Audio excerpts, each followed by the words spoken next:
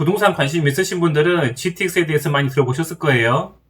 이번 영상에서는 이 GTX A 노선에 대해서 풀어서 이야기를 할 건데, 이 영상 끝까지 보시면 앞으로 집을 살려고 계획 중이신 분들이나 또 투자를 하고 싶으신 분들에게는 큰 도움이 되실 거라고 확신합니다. 부동산 이야기를 제가 좀 더 재밌게 이렇게 풀어서 해보고 싶은데, 카메라를 켜놓고 혼자 떠드는 게 아직도 좀 적응이 잘 되지가 않네요. 하다 보면 또 편안하게 또 재밌게 이야기해볼 수 있겠죠? 구독 눌러주신 분들 감사드리고 앞으로도 좋은 영상 올릴 수 있도록 노력하겠습니다. GTX 노선은 A, B, C 3개의 노선이 있습니다. 서울의 삼성역, 서울역, 청량리역 이 세 곳의 중심지를 삼각형으로 보고 이 A, B, C 노선들이 두 군데씩 거쳐서 갑니다. A 노선은 삼성역과 서울역을 거쳐서 가고 B 노선은 서울역과 청량리역, C 노선은 삼성역과 청량리역을 거쳐서 가는 거예요. 이 중에서 가장 핫한 노선이 어디일까요? 당연히 A 노선이죠. 삼성역, 서울역, 청량리역 모두 미래 가치가 아주 좋은 입지인데 그 중에서도 서울역과 삼성역은 정말 최고의 입지를 가지고 있습니다. 특히 우리나라 1번지인 강남을 끼고 있느냐 아니냐가 핵심 중에 핵심으로 봐야 됩니다. A 노선은 서울역을 끼고 있고 C 노선은 청량리역을 끼고 있는 게 차이죠. 서울역과 청량리역 중에서 어느 입지가 더 셀까요? 당연히 서울역이죠. 청량리역이 약하다는 게 아닙니다. 이 청량리역이 앞으로 어마어마하게 좋아지는 건 사실인데 그래도 서울역을 이길 수는 없죠. 또 A 노선은 우리나라 교통망의 동맥인 경부고속도로를 따라서 세로 방향을 잇는 노선이므로 이 교통망을 이용할 수요는 충분하다 못해 차고 넘칠 겁니다. 사업성이 가장 좋기 때문에 이 세 개의 노선 중에서 추진 속도가 가장 빠르긴 한데 이 철도 사업이란 게 항상 그렇듯이 GTX A 노선도 마찬가지로 원래는 계획이 2021년에 완공 예정이었는데 지금은 2023년으로 미루어졌다고 합니다. 이것도 사실 뭐 잘 지켜질지는 미지수이긴 한데 이 국가에서 그래도 확실하게 밀고 있는 사업이니만큼 좀 늦어질 수는 있겠지만 큰 지연은 없을 것으로 보입니다. A 노선은 이 총 10개의 역으로 노선이 이어지는데 순서대로 나열을 해보면 이 북쪽부터 파주 운정역, 일산 킨텍스역, 대곡역, 연신내역, 서울역, 그리고 삼성역, 수서역, 판교, 구성, 동탄역 순으로 이렇게 이어집니다. 이 10개 역 중에서 가장 중심이 되는 역 두 군데가 삼성역과 서울역인데 이 두 곳을 먼저 살펴봐야겠죠. 삼성역은 다들 아시다시피 현대차 GBC 개발 사업, 영동대로 지하 복합 개발 사업, 잠실 마이스 사업 등의 이 세 개의 개발이 역대급 한 이슈죠. 5년에서 10년 정도가 지나게 되면 이 삼성역은 정말 어마어마한 역대급 입지가 될 것으로 보입니다. 삼성역에 대해서는 지난 영상에 제가 자세하게 올려놨으니 참고하시기 바라고, 서울역 역세권 개발 사업은 코레일이 주도하고 있는데 원래 서울역 북부 지역을 우선 개발하려던 것에서 서울역과 서울역 남부 전체를 확대시켜서 개발을 진행하고 있습니다. 서울역 개발 사업에 대해서는 코레일과 이전에 우선협상 대상자였던 이 메리츠 컨소시엄 간의 법정 싸움이 진행 중인데 최근에 법원이 코레일의 손을 들어줬다고 합니다. 메리츠 컨소시엄 중에서 STX만 혼자 항소를 진행했고 메리츠 종금과 롯데건설 등은 법원 판결을 승복했다고 하네요. 법정 싸움이 어느 정도 마무리 단계에 있다고 봐야 될 것 같고 본격적으로 서울역 역세권 개발 사업이 빠르게 진행되기를 바라봅니다. 서울역 인근에 낙후된 동네가 많은데 이 뛰어난 입지에 사람이 살기 힘들 정도로 열악한 동네가 아주 많습니다. 도로 상황이나 이 기반 시설이 너무 열악한 곳은 재개발 사업이 분명히 필요한 곳들이 많은데 벽화 좀 그린다고 해서 동네가 살만해지는 것은 아니죠. 좀 더 합리적인 정책이 나와서 살기 좋은 도시가 되기를 바라봅니다. 이 서울역 인근에는 서울역 센트럴 자이, 서울역 리그 아파트 등이 일부 있기는 한데 아직 거주할 만한 단지가 많지가 않고 가족 단위로 거주하기에는 좀 편안한 동네가 아닙니다. 삼성역 인근은 또 이게 가격 자체가 워낙 넘사벽이라 이 부자들이 아니고서는 쉽게 접근하기가 어렵죠. 그러면 이 다른 역들 중에서 어디가 좋냐고 물으시는 분들도 계실 것 같은데 사실 10개 역 다 모두 싹 다 좋습니다. 개통이 되면 이 10개 역은 삼성역과 서울역을 20분에서 30분 내에 모두 이렇게 다닐 수 있는 교통망이 생기는 건데 뭐 하나 안 좋은 입지가 없죠. 굳이 이 중에서도 더 좋은 입지를 꼽자고 해보면 환승역이 있는 것을 꼽을 수 있겠습니다. 두 대장역인 서울역과 삼성역을 제외하고 환승역이 있는 역은 대곡역, 연신내역, 수서역, 동탄역 등이 있고 대곡역은 현재 3호선, 경의중앙선이 있고 2021년에 대곡 소사선이 들어오게 되면 GTX를 포함해서 총 4개의 노선이 환승하게 되는 이 쿼터러블 역세권이 됩니다. 또 이 외곽순환도로에 일산 IC가 인접해 있어서 도로와 철도가 동시에 만나게 되는 입지로 미래 가치가 아주 높은 지역 중에 하나죠.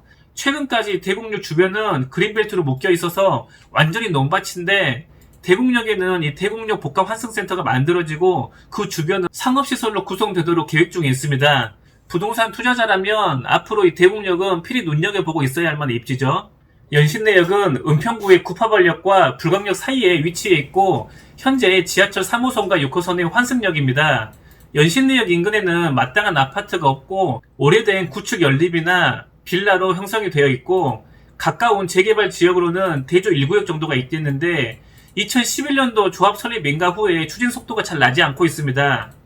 한 블록 위로 올라가면 구파발역 인근에 은평 뉴타운 등이 있는데 여기는 2008년도에 입주가 시작돼서 현재 5만여 명이 거주하고 있는 동네입니다. 서울에서는 약간 고립되어 있다는 느낌을 받을 수도 있는 이 지역은 2012년도까지도 미분양이 상당히 있었다가 2013년도 이후에 부동산 경기가 좋아지기 시작하면서 현재 역 가까운 단지는 33평형 기준으로 8억에서 9억 정도 시세를 형성하고 있습니다.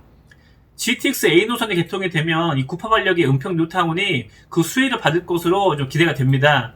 수서역은 현재 3호선, 분당선, 그리고 SRT 이렇게 3개의 노선이 다니는데 이 GTX A 노선이 개통이 되면 총 4개의 노선으로 이 쿼드러플 역세권이 됩니다. 수서역 근처에는 수서 신동아, 수서 삼익, 한아름 아파트가 있는데 삼익 같은 경우 33평형이 14년도 6억 정도 하던 시세가 현재는 13억을 넘겨버려서 5년 만에 2배를 훌쩍 넘겨버렸습니다.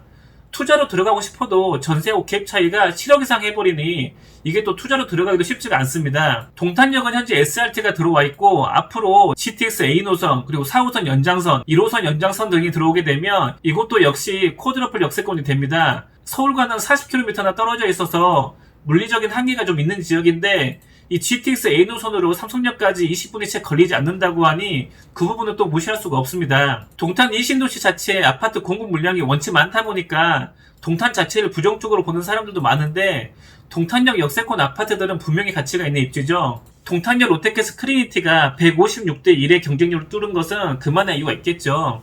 우남 퍼스트빌, 포스코 더샵, 하나 꿈의그린, 우미린 스트라우스 1차 등 동탄 역세권의 아파트가 현재는 33평의 시세가 8억 이상으로 형성이 되어 있는데 동탄 이시도시가 과다 물량으로 인해서 금액이 조정받는다고 하면 노려볼 만한 입지입니다. 그렇다고 오해하시면 안 되는 게 금액이 꼭 조정받는다는 것이 아니죠. 가격을 예측하는 것은 불가능한 영역이므로 크게 보고 각자 알아서 결정하시기 바랍니다. 환승역은 아니지만 킨텍스역 역시 눈여겨볼 지역 중에 하나인데 킨텍스역은 이 온시티와 킨텍스 꿈의 그린 사이에 킨텍스 사거리 들어오게 되는데 온시티가 얼마 전에 입주를 했습니다. 원시티 분양가가 5억대 중반이었는데 현재는 8억대 중반이니까 3억 정도 올랐네요. 도시의 가치가 올라가기 위해서는 교통망과 함께 이 양질의 일자리가 필요한데 고양시 일산에서는 그동안 일자리가 부족하다 보니까 이 부동산 가격이 십수년간 지지부진했는데 하지만 킨텍스에서는 방송, 영상, 문화 사업을 활성화시키기로 했습니다. 일산의 MBC, SBS, JTBC 등 방송국 관리 인프라가 잘 구성이 되어 있어서 사업성이 충분하다고 합니다.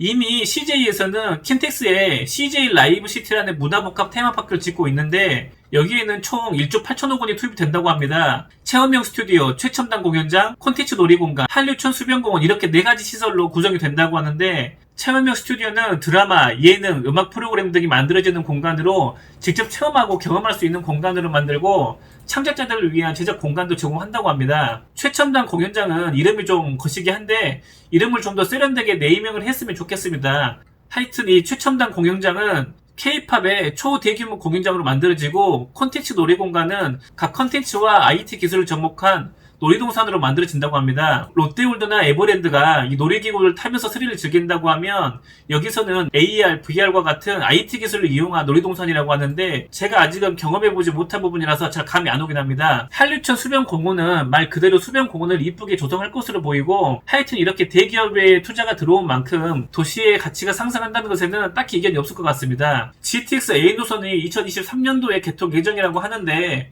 사실 정확하게 언제 개통이 될지는 아무도 모르지만 국가에서 상당히 신경을 쓰고 있는 사업인 만큼 크게 늦어지진 않겠죠. 간혹 이상한 쪽으로 꽂혀서 입에 거품 물면서 악플을 다는 그런 부동산 폭락노자들이 있던데 그런 건 좀 자제해 주시기 바랍니다. 저는 분명히 가격을 예상하는 것은 제 예상 밖의 일이니 크게 보고 움직이라고 분명히 이야기를 했습니다. 사실 몇몇 군데는 사놓으면 분명히 괜찮은 자리들이 보이긴 하지만 그거는 각자 판단하는 것이고 여러분들도 지도를 보면서 공부하다 보면은 각자의 또 인사이트가 생길 것이니 꾸준히 공부하셨으면 좋겠습니다. 다음에는 GTX B노선과 C노선에 대해서도 한번 알아보는 시간을 갖도록 하겠습니다.